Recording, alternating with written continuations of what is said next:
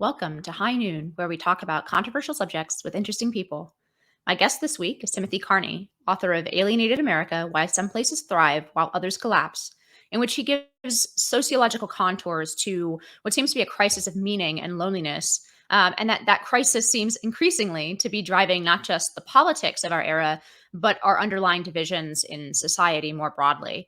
So he is a perfect guest to try to delve into some of these questions and what our divisions mean and what our erosion of community has really done, not only to our politics, but to ourselves. Tim is also a senior fellow at the American Enterprise Institute and the senior columnist at the Washington Examiner. He has been published and interviewed everywhere from The Atlantic, New York Times, and MSNBC to Wall Street Journal and Fox News. So welcome, Tim, to High Noon. It's great to have you here. Great. Thanks for having me. So you point out in this book, and pretty openly, you say that this is a book about Trump voters, but not about Trump. In that your exploration of this topic, you were trying to figure out what was going on with this chunk of the American electorate that was enthusiastic about Trump in the 2016 Republican primaries, and what made them different from a traditional Republican or maybe some of their fellow Republicans. But now that Trump is off the political scene, at least for now, temporarily, we'll see. How do you think your thesis about alienation, about community, and about where we are, not only within our towns and our cities and our suburbs, but as we relate to each other as Americans, how does that fit into our current political moment, where it seems like across the board, even in some of the holdout communities that were strong in your book, it seems like, it almost seems to me like the Trump voters were right. The institutions that tied us together were weaker than I thought they were. Yeah. So first, when I was looking at it, I was looking at not the 47% of the country that voted for Donald Trump in 2016 or again in 2020, but the folks who I would show up at a rally 3 months ahead of the primary, and people who said they'd never voted were now waiting 5 hours to go hear a politician speak. And then if you looked at Trump's, the most conservative counties in Iowa, for instance, or some of the most conservative states, Utah, where I happen to be right now, those were the places where in the primaries, guys like Ted Cruz were winning. In general, Trump would win these places. So it was who was a person who was first who were the people who were pulled out of the woodwork, who were motivated like they had never been motivated before by Trump, which was, as you said, a very different demographic than your standard either Cruz or Rubio or more establishment John Kasich or Jeb Bush type voter. Very different than the people I run with in Washington, who have been at National Review or the Heritage Foundation or my colleagues at AEI. So, and my analysis then was that there were people who said, yeah, everything's fallen apart. America's not great. Our institutions have crumbled.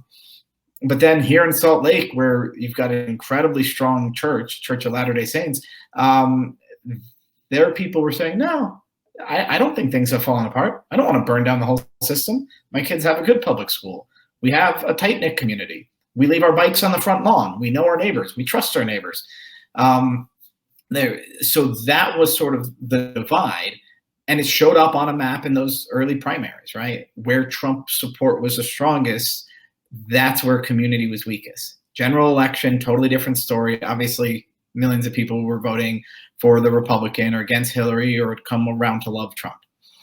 So what does it look like now? That's a lot tougher question, in part because so many of the lines get blurred. A lot of what it means to be an evangelical Christian, for instance, has actually changed in the last 4 years, which is sort of shocking that a huge sort of chunk definition of American Christianity would change because of who the president was, or at least seemingly because of who the president was.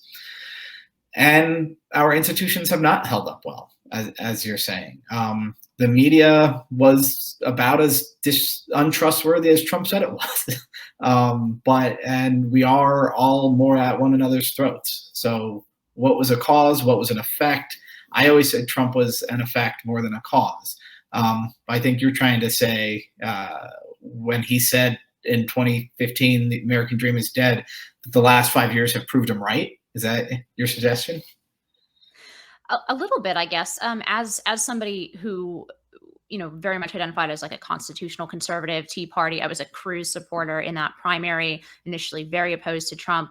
I think for a lot of the reasons that you lay out, although I don't fit your profile and some others, but um, because I fundamentally still did trust a lot of the institutions in the United Mhm, States, even if I saw a kind of progressive takeover of those institutions happening. I realized that was happening in the academy or in the schools, perhaps, but I didn't realize that the rot had proceeded as far, for example, into the FBI or some of mhm, these law and order institutions in the United States. And I just found myself more and more agreeing as I was sort of rereading, because I read your book when you released it, and I was going back and reminding myself and rereading. I found myself, agreeing much more with the Trump voters that you yep. talk to or profile than I would have in 2016.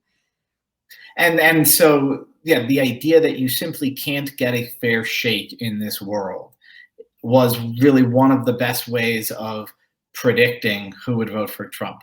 And so another way of looking at it is there was a Twitter hashtag. I don't know if people still use it, but it was new rules. In other words, it was people in 2015 and 2016 saying like, "Oh well, nobody on the left actually plays by rules, so we conservatives are going to do that too. We're going to be the Saul Alinskyite. We're going to do this." And the conservative response has always been, to channel Edmund Burke, to channel Russell Kirk, and saying, "You can't. We have to play by rules. That's part of what defines us as conservatives. So we can't try to use the federal government to accomplish what culture should accomplish or a local government should accomplish. We can't try to use the courts to advance politics. We can't try to use the FBI. Nobody would ever use the FBI to try to tilt the outcome of an election, right?" And then the last 5 years have made us say, "Wait a second, nobody's playing by the rules." The way I put it is, especially the speech police, like Twitter, Facebook, there are rules. The speech police are dirty cops, and they have rules. But it's like a dirty cop who just wants to say, "I know that guy. I want to lock him up." Could even be a good cop who points at the bad guy and says, "I want to lock him up." So the rules are just excuses. So the good guys, the good guys break the rules, and there's no punishment. There's a propagandist from North Korea is currently on Twitter, and Donald Trump got kicked off 9 months ago. There are none of these rules. The most racist thing in the world can fly out of the mouth of a Democrat, either somebody attacking Larry Elder or Maxine Waters, or the most violent thing can fly out of the mouth, and there's no repercussions for that. And so that has caused a lot of conservatives to say, we are idiots by trying to be polite. We are idiots by thinking that we can play by rules and still win. I'm not ready. Maybe I'm just too deep-seated a rule-following conservative. I'm not ready to say that's true, but I am ready to say, like, we have to assume the worst of so much of our institutions, yet still rely on them. And that's really tough, right? Like, I earlier tweeted out, here are numbers about how likely you were to get hospitalized if you were vaccinated versus if you weren't. For these numbers, I have to rely on health authorities like the CDC and my county government. I know that people atop these health authorities have lied to us for political purposes and abused their power. Yet I've got nothing else to turn to if I'm just going to say, well, their numbers are all totally made up. So I'm not saying it's an easy position, but I'm just not ready to say it's all a big pile of lies and let's burn it down. I mean, I think that's really the crux of the paralyzation that a lot of people on the right feel, right? Is that we've realized that our current institutions are rotten, but the challenge of building good institutions seems so daunting. And on the Mm-hmm. flip side, um, the idea of, and maybe there are folks on the right that don't feel as much this way as I do, but the idea of living in a country without any institutional gatekeepers and without any kind of institutional trust seems to me to be really scary, and something that will reverse a lot of the stability that Americans unconsciously rely on about their country. But let's before we get into that like kind of heavy question of where we go from here, I want to draw out from you a little bit more about the thesis of your book for folks who might not have read it, and I highly Yep. recommend reading it. You know, famously, there's the Belmont and Fishtown example that Charles Murray drew out, but you have a kind of different parallel here. You talk about a small Dutch town, or Dutch heavy town, I should Yep. say, where community ties were strong. You also point to some communities in Utah where you're at right now, among Mormon communities, basically places where the income level might be a little bit higher than average because there are so many married families there, but definitely is not in what we might call an elite enclave, a Belmont, Yep. right? And then you point to the more Belmont style enclave where the same thick community actually still exists. And you point to Chevy Chase, which is a community that has an average income, I think you say, of over $400,000 a year, right? So one of those Yeah. super zips, super elite community. And you basically say, we can duplicate or we can try to duplicate perhaps one of these things, but we can't have an endless series of super zips. Could you Yeah, explain a little bit more about that? I do think a lot of liberal policy is an attempt to sort of make more elites, right? They look around and they say, hey, and one of the points of my discussion of Chevy Chase, the version of the real life version of Belmont, was to say, okay, conservatives, if you believe that the left is a bunch of swinger, drug addicts, whatever, polyamorous feminists, you're misinterpreting them. That they're t-ball coaches and married parents of two who get involved in their kids' school and get involved in their community. And Charles Murray says this in Coming Apart, that the left, the secular elite left, is practicing what the religious right is preaching. But I introduced sort of the third thing besides the working class town. The small, basically middle class, conservative places that are built around a specific church. So the Dutch Reformed Church, Christian Reformed Church, and Reformed Church of America, that sort of are always side by side in these towns like Oostburg, Wisconsin, Orange City, Iowa, where everybody is named Vander something. Those build the same sort of civic infrastructure that really helps people thrive in their lives, in their families, in their careers. And that is the fundamental difference, that some portion of America lives in either a Chevy Chase or an Oostburg, where things are hanging together. And a lot of America, working class America, lives in, Charles Murray would use what he calls Fishtown, an old neighborhood in Philadelphia. I use Uniontown, Pennsylvania, where it's not just that the factory disappeared. It's that when the factory disappeared, a lot of the civic bonds were eroded too. So that people stopped going to church, stopped getting involved in their public schools. The local roller rink shut down, and that is the cause of so much social woe in the U.S. Yeah, you really highlight the role of church and of religion over and over in this book as not just and not in an evangelical, small e evangelical. I know you're a Catholic, but evangelical way in the sense that that you actually talk remarkably little about doctrine and what Yep. people actually hear in church. You're looking at this more from the sociological perspective and saying what is it about church attendance, and not just identification on a survey as a Christian, not just belief, but what is it about this attendance that creates and spins off all these little tiny platoons and community? You know, I guess as part of the rising nuns, NONE, right? How do you see that role of the church either coming back in some way into what seems like increasingly secularized life? Or alternatively, do you see anything that might be able to fill some of those roles, even if it can't fill the theological role of salvation, fill some of those community holes that you point out spring up when essentially the church retreats from public life?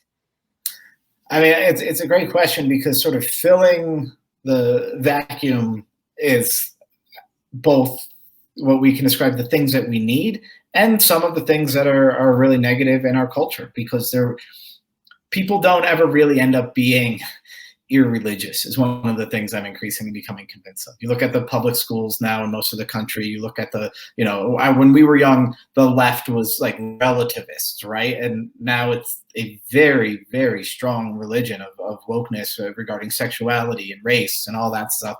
And it's got to be seen as something like a religion. And so something will fill the void. The kind of elite version of church. First of all, if you go to Chevy Chase, there's more people in the pews at Blessed Sacrament in Chevy Chase, which is Justice Kavanaugh's parish, than there are down in rural Southern Maryland. Okay, so they go to church more than either they might like to admit, or a conservative, blue collar Christian might like to admit about the elite left. But they have all sorts of other institutions that fill, in a very imperfect way, the role that church played. And that is a more active Little League. That is a, alumni association. That is in Chevy Chase, there are 10 committees, all run by volunteers of the county government, in a village of 2,000 people. Okay, it's incredibly robust with the way people are volunteering, giving their activity. They find a sense of meaning in that volunteering. They find a human level mentoring, a safety net, which you might not need as much when your income is 400,000, but still, when something bad happens, there's neighbors there to help take care of you.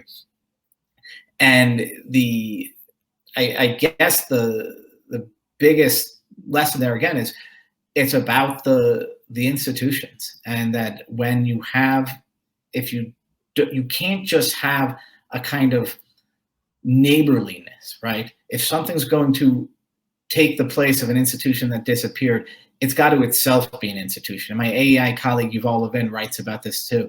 And maybe a strong public library or a strong public school with actual local control, not just top down from a state government, maybe those can fill the role. I'm skeptical. The middle class in America has never had anything besides church that acted as that central institution. But also, we should talk about what else sort of fills that vacuum created in a deinstitutionalized, secularized country, because I think I know that a lot of liberals have admitted in the last couple of years that they were rooting for secularization, and they thought a secularized right, the end of the religious right, was going to be good, and they could pick these people off.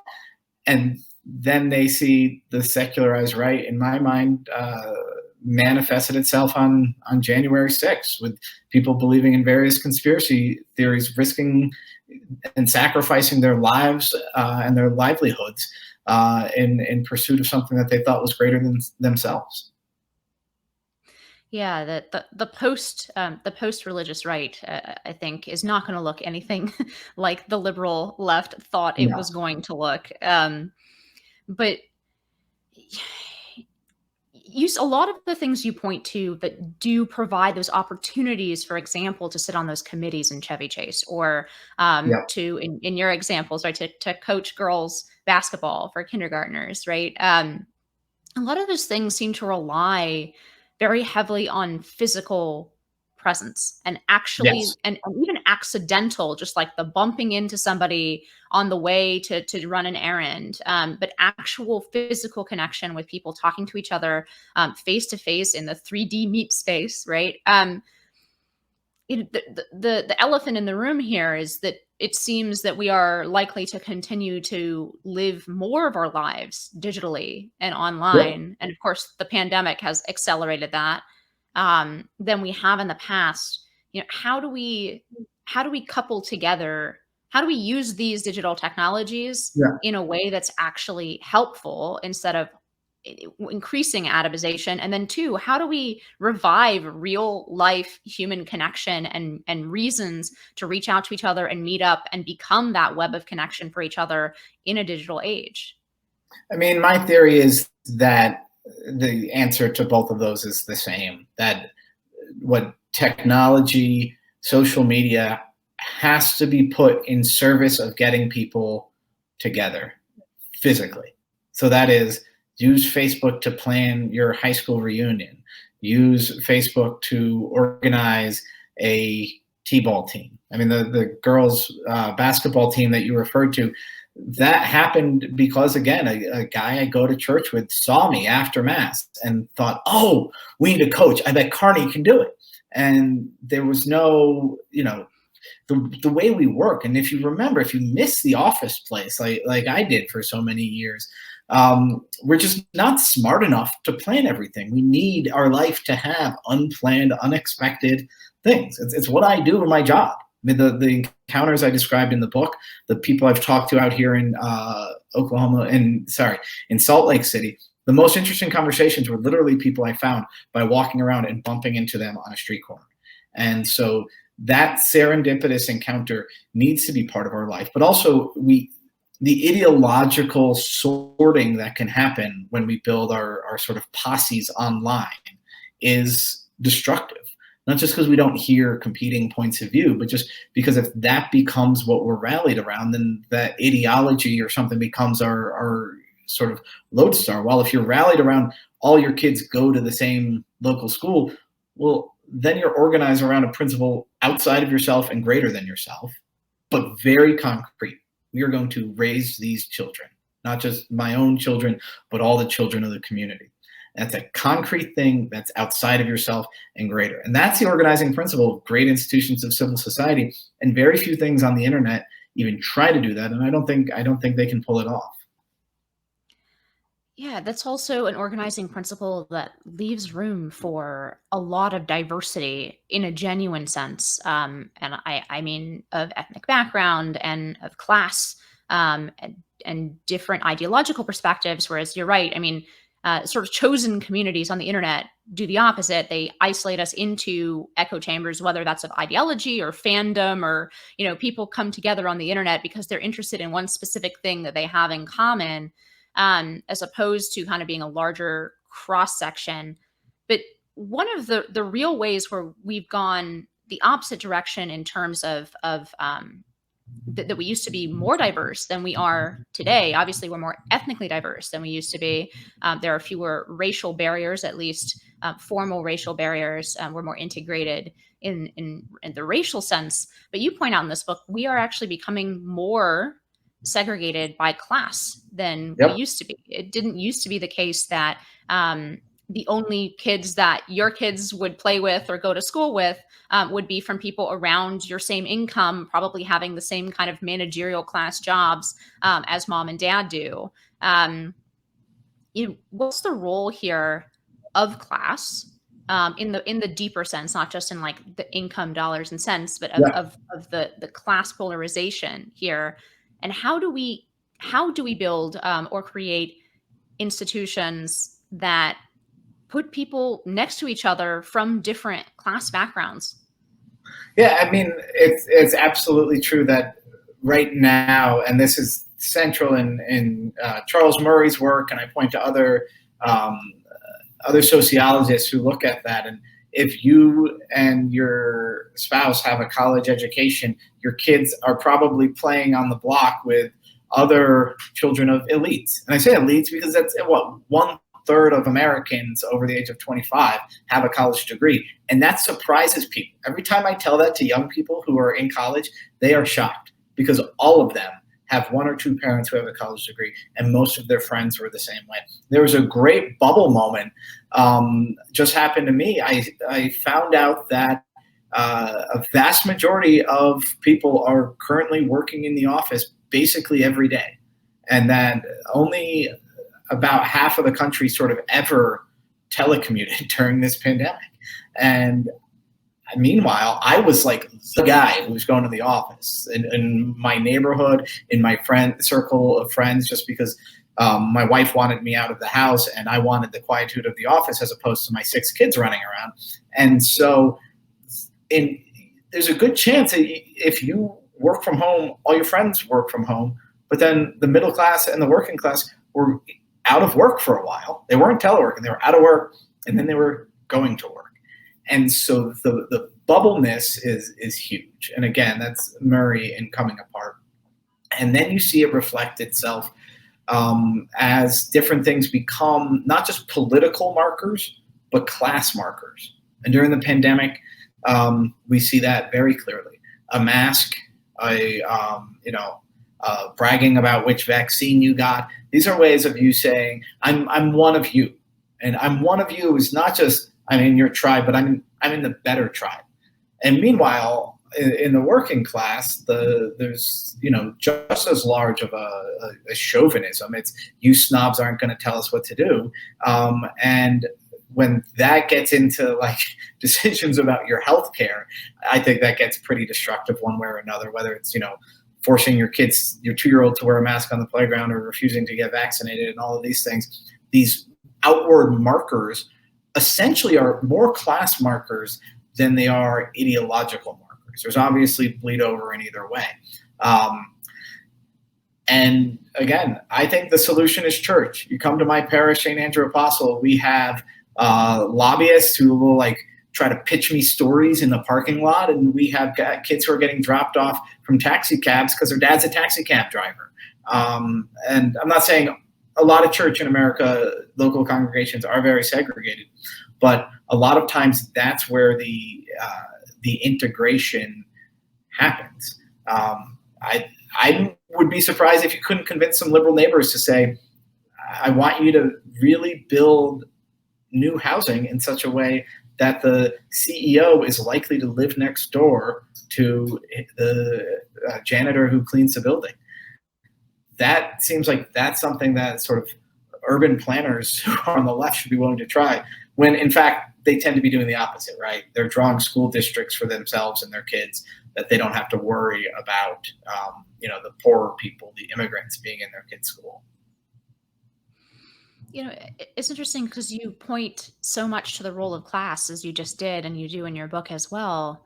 But you reject what I think is increasingly a position that is ironically held by libertarians and Marxists, right? Which is sort of economic maximalist position, right? That your economic trajectory, future opportunity is the sum of your either connectedness or alienation. And that the problems, the cultural problems, there's increasingly a lot of folks on the right, for example, who say, well, the cultural problems are actually connected to the economic problems, and the economic problems precede. We don't have strong families because we don't have the proper amount of support for the single the single head of household working family, right? So to have the economic situation where a father can support an entire family, where mom can stay home. And then on the sort of dissident left, that is the folks who reject a lot about the wokes and think that is a cover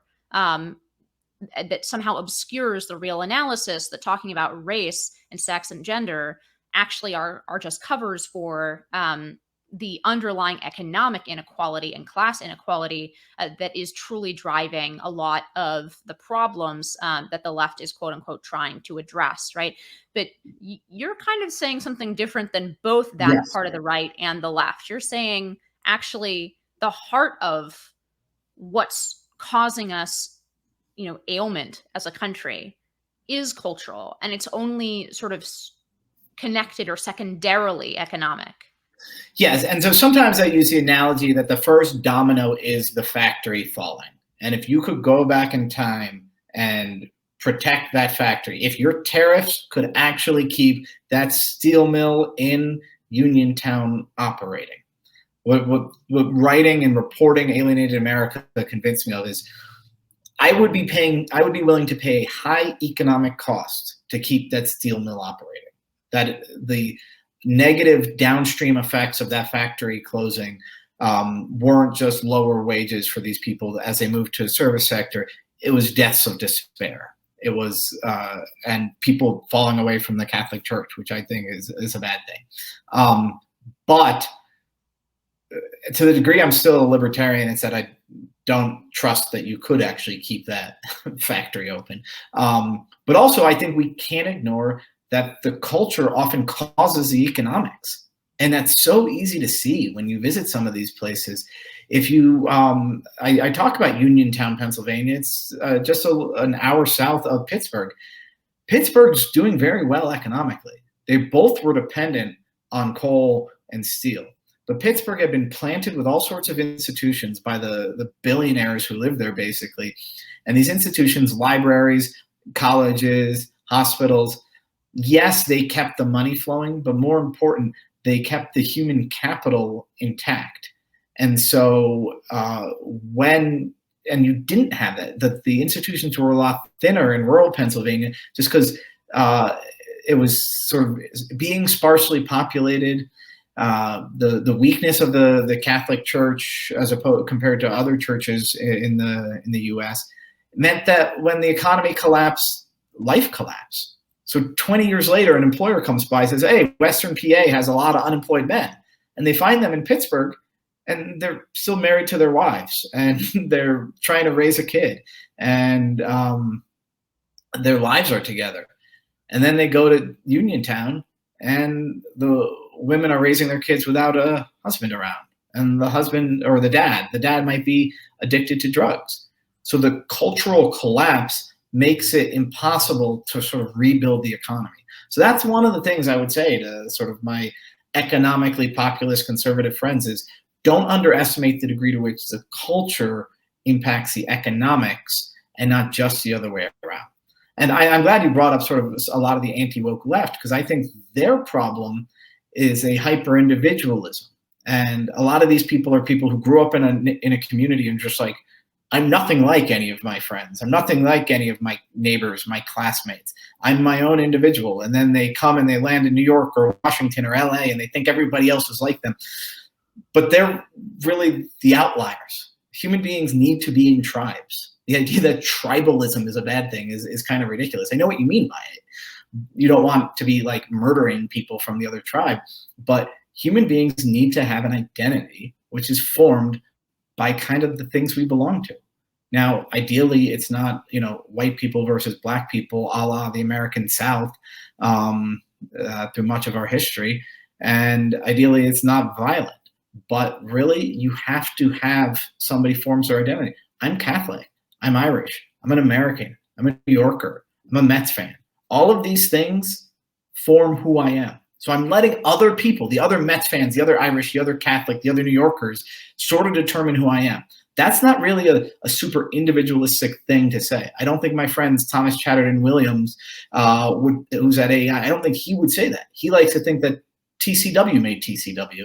And I would say, no, you're member of a tribe and your things you belong to form your identity, and that matters.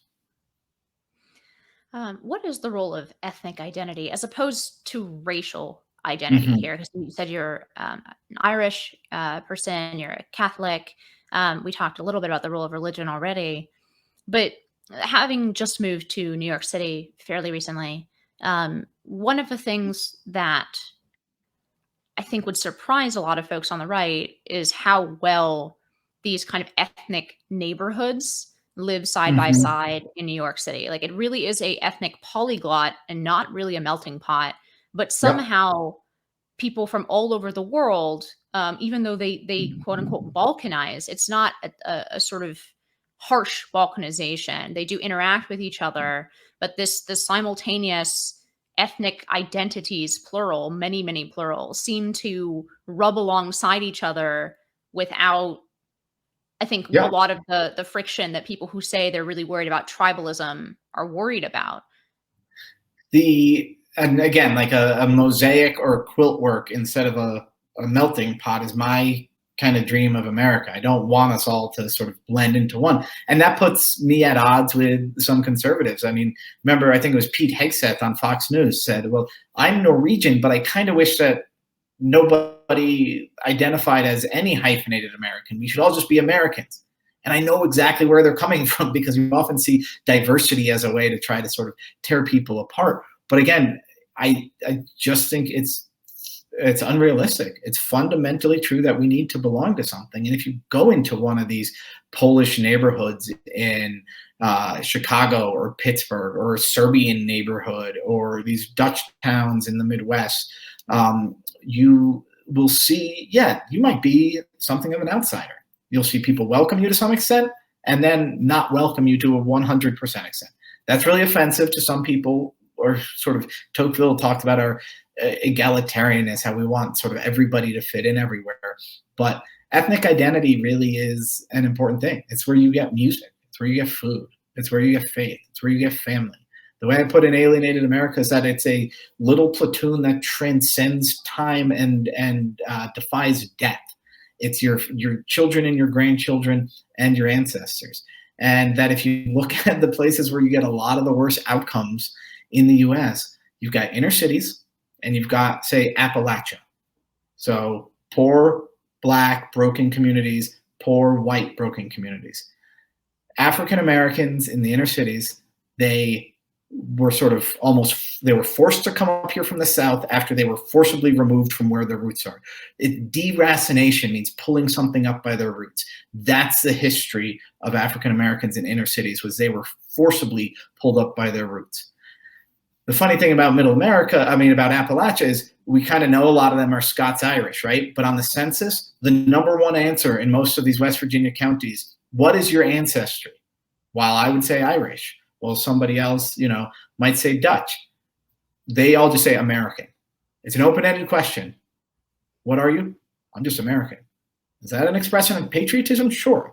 Is it also an expression of sort of a rootlessness? I think so. And I think it's not coincidental that that correlates with a lot of bad life outcomes. That's so interesting to me personally. Not that my own background is so fascinating on this regard, but my parents are immigrants, and growing up, I really wanted to identify as the person who wrote the American, on the census, on my tests, because I saw this hyphenated identity as a threat to an American identity. And I think the older I get, the more I think the hyphenated part can and should coexist alongside. Although I still would say, you cannot put those various identities ahead of your national identity as an American, or a polyglot society doesn't work. And if you look at the microcosm of New York, the one thing all of these people strongly identify as, right, is New Yorkers. And that's a very strong identity as well. But I have to say, I'm perhaps moving more towards the position you've articulated here in the fact that ethnic identity, or culture, food, tradition, and culture, like folkways, essentially, that can be a really powerful force in your life, without it being tribalistic or completely exclusionary. But other folks. So the left has the critique of what you're saying here. The right, the sort of economic populist right, has a critique of what you're saying here. And then you come to the critique that is not really a critique, but I'm not going to pronounce the French phrase for cry of the heart, but I'm going to make a fool of myself. But the sort of despairing cry, right? Because it seems that the atomization that you're writing about in this book is touched on very eloquently in Michel Houellebecq's novels as well.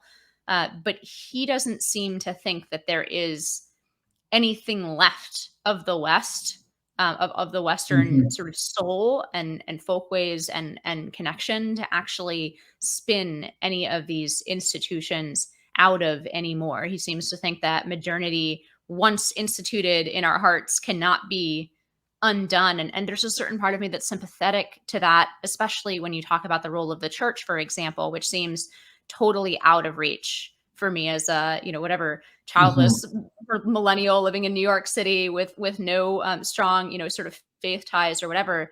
How do we sort of will ourselves, or can we will ourselves out of a state of atomization, or do we get trapped in that kind of atomization in a way that is impossible to move backwards?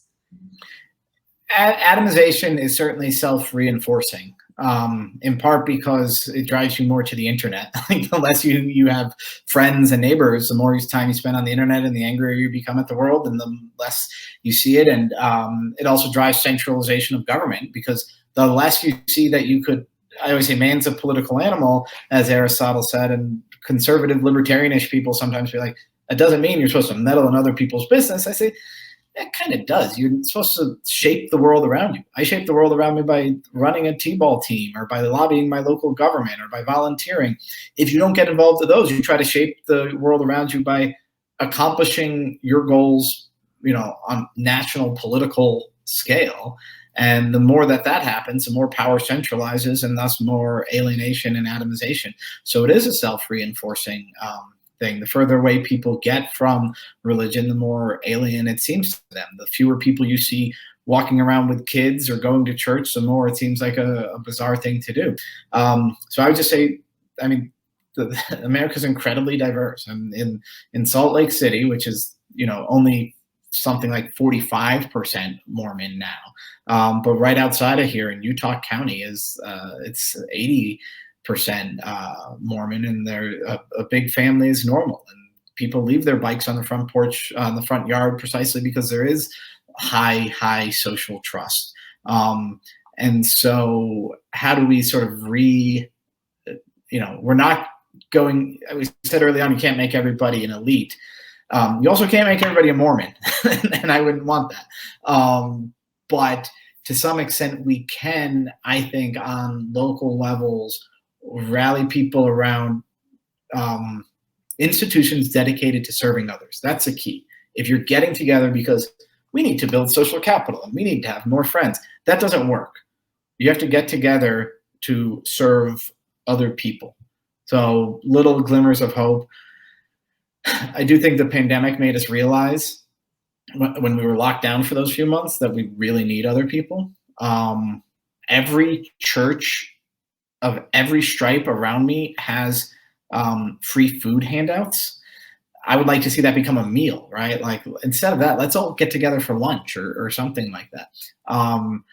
I would think that if you somehow want to create a secular thing to replace the lost church, you'll only succeed imperfectly, but to the degree you will, it's people coming together to serve others in a concrete need, and to have it be something bigger than themselves. And there's no national program that's going to do that. But I do think on a local level that could happen. I'm seeing signs of it happening with some of the groups I meet with. Will it generally happen, or will we go more in the direction of alienation? I don't know. We've had so many swings. It's so easy as a conservative to think everything just goes downhill, but the pendulum swings on lots of issues. Yeah, during the pandemic, one of the things initially in the initial months of the pandemic that I saw coming back in Washington, D.C., was stoop culture, right? So people sitting on their stoops and talking to each other at a distance outside. I guess I'd like to wrap up here by asking you, because again, you're sort of bucking the right on this. You seem in this book, although it's not the primary topic, to kind of make an argument for at least small cities, for urban density, for accidental encounters with a lot of different people that are really difficult. You have to kind of be intentional or arrange them more when you're in the suburbs, because it's so car dependent, because you have to, drive everywhere. You end up not having a lot of those sort of atoms bouncing against each other, sort of accidental encounters as you would in a more dense environment. I mean, do you think that the drive out of some of the really big cities, especially when coupled now with crime rates and so on, will result in a kind of reinstitution of the 1950s suburbia era? Or do you think it's going to reinvigorate some of these towns and small cities? Here I'm thinking about, cities like Charlotte or Phoenix, or even smaller towns than that, because those are obviously pretty big cities. But do you think that Charlottesville is going to get reinvigorated, or do you think that it's going to be more of a move to re-suburbanize and intensify the suburban sort of move in America? I mean, I think one of the beautiful things about America is diversity. I like to talk about how we are too car dependent, but I also know there are a lot of people whose identity is wrapped up in their truck, right? That's where they get their happiness from. And I'm not one to tell them that that's that's a bad thing. Just, there's some things lost when you live in a car dependent world. And so I have brothers who moved out of New York, and one moved to sort of a big semi-rural suburb. Another moved out to the woods. I know lots of people who moved to small cities, to Grand Rapids, Michigan, or even a smaller city, Holland, Michigan, because they said, well, if I can live wherever I want, I'm going to pick, walkability and academics or whatever it is that they want to be surrounded by in their day-to-day life. So I think we're going to see all of that. Will that be a negative sorting, just like Murray was talking about?